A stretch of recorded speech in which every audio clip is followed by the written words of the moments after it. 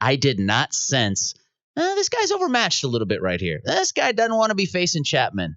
That Chapman inning is probably the most fun inning of the year that I've seen. Yep. As an impartial observer who watches a lot of Twins games and is like taking mental notes for the show tomorrow, like, geez, Manny, Ramie, what can we talk about? Judd's texting me. He's like, this is awesome. Like, as an impartial observer of a baseball team, that was the most fun inning because that's the boogeyman. Right. Like, we talked about the Yankees as the boogeyman coming into this series. You know who embodies the boogeyman? Aroldis Chapman. Aroldis freaking Chapman and his 95 plus mile an hour fastball. Right. Now, there were some battles. They were fun at bats.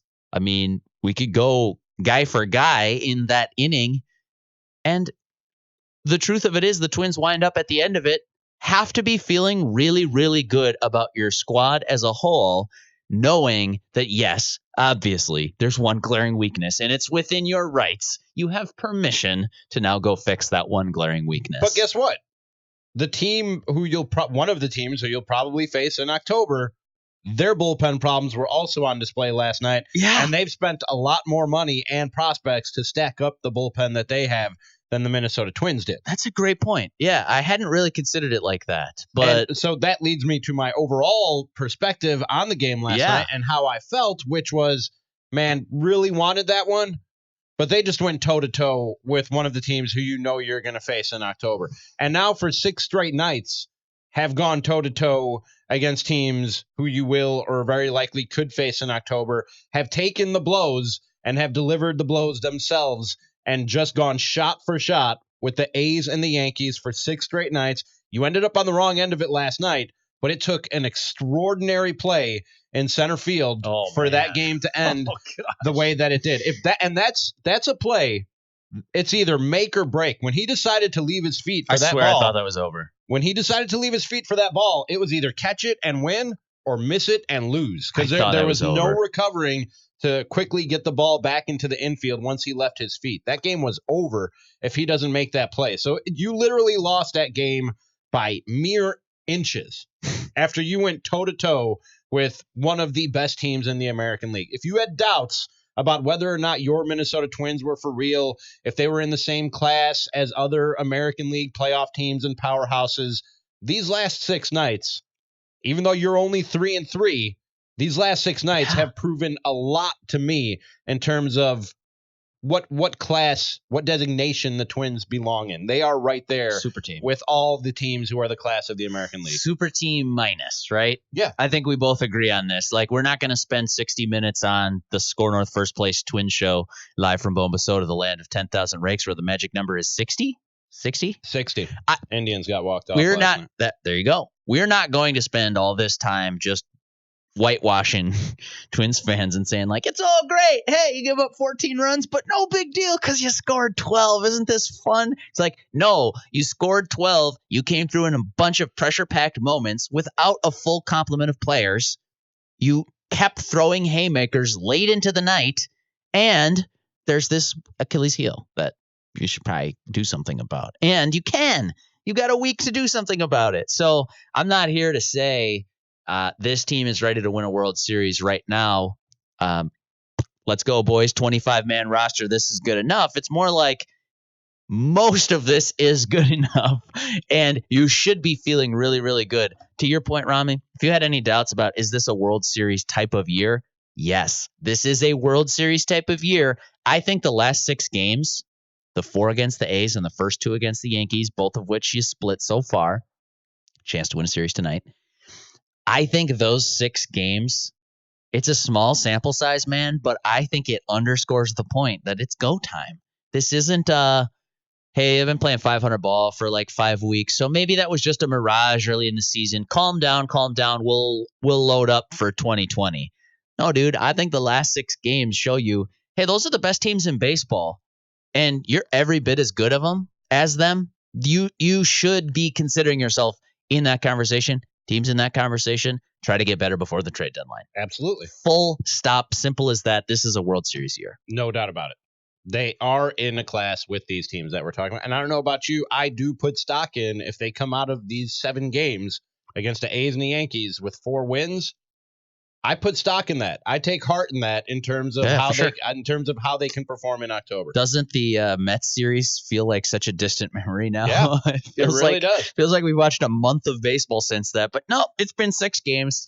6 games against some super good teams. And like I said, we're going to open the Twins vent line, 651-646-8255, or you can tweet us at SKOR North. Any thoughts or comments, questions you got to get off your chest concerning your Minnesota Twins, go ahead and line them up right now. But I'd be remiss as the leader of the robot umpire takeover movement, Derek Wetmore. I forgot about this. I did not mention in our first segment and little recap of last night's awesome game why we need robot umpires. And I think Rocco Baldelli probably agrees with me, as he was ejected and basically said that the umpires and Ramon DeJesus, the home plate umpire last night, cost them a win due to what happened in the 8th inning. And another blown call by Hernandez.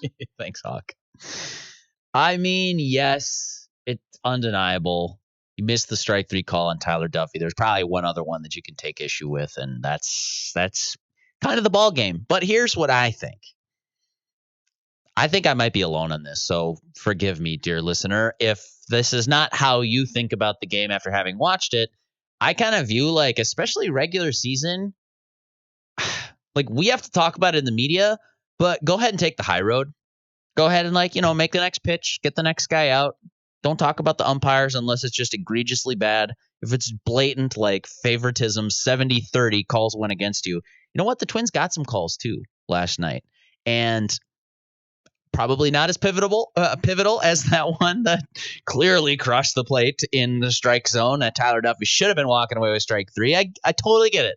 Not here to say the umpires are great and they all deserve a raise and promotion and a gold star and our adulation. But I am here to say that, like, he missed some on both sides of it. And even if you did kind of get hosed, because I think you kind of got hosed, I think you just come in today and say, you know what? It's baseball. Today, yes. Happens. No need to talk about it. Let's just go in tonight. Today, yes, but I had no problem with Rocco Baldelli going out and giving DeJesus a piece of his mind during the game, getting tossed. James Rowson got tossed, too. Got tossed in the 10th inning. And I have no problem with Rocco Baldelli going to the media afterwards and saying this. He says, well, it was a strike that was called a ball. Ramon had, in my opinion, a fine day behind the plate, but in one of the biggest moments of the game, he missed a call, Baldelli said afterward. I have great respect for the crew out there, and they do their jobs. I also thought there was a check swing during Voigt's at-bat that was ruled no swing, so there were 2 times where I thought the inning was over, and I feel pretty confident about what I saw, and the inning ended up going on, and the Yankees ended up scoring because of it.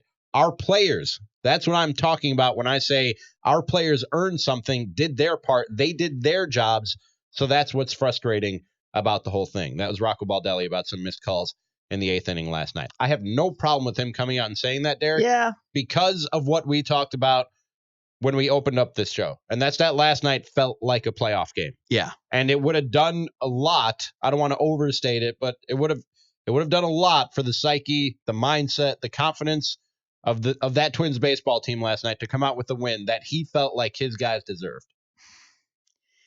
I know. I hear you. And he's not wrong. I'm not going to sit here and say, Rocco, you're wrong, because he's right. He's dead right. And it's even courteous of him to come out and say, I thought he did a fine job last night, but that's a very Minnesota backhanded compliment. Always set up the dig, Ramie. That Ramie, he knows his baseball, and he sure is a fun guy to have around. But that roof thing is exhausting. Jeez. So annoying. It allows you to say whatever you want after the butt. Yeah.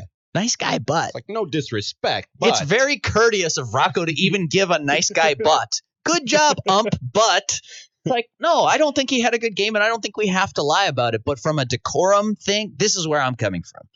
Like, if you are the class of the majors, like you aspire to be, like the Dodgers are, like the Houston Astros are, like the New York Yankees sure look to be right now, gosh, I just don't know how much you complain about that. AJ Hinch complains about an umpire in spring training, and it makes headlines for 3 days, and rightfully so, and I think that's probably the time to do it. Expose this dude. I think that was Angel Hernandez, if I'm not mistaken.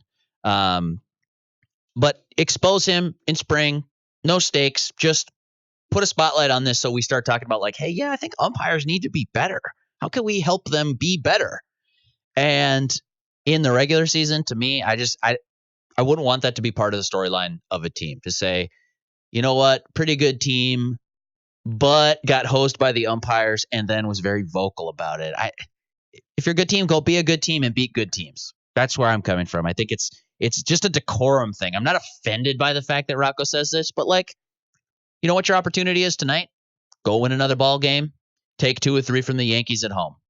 Now we forget about the umpire. Doesn't matter. Take the high road. To me, on top of what I said before about why I have no problem with it, the more noise that's made about umpires missing blown calls, the closer we are to the hashtag robot umpire takeover. So make all the noise you want. Rocco. You're starting a movement. And any other managers, I'm starting a movement. Use the hashtag. When you're out there arguing with the umpire, Rocco, just say hashtag robot umpire takeover.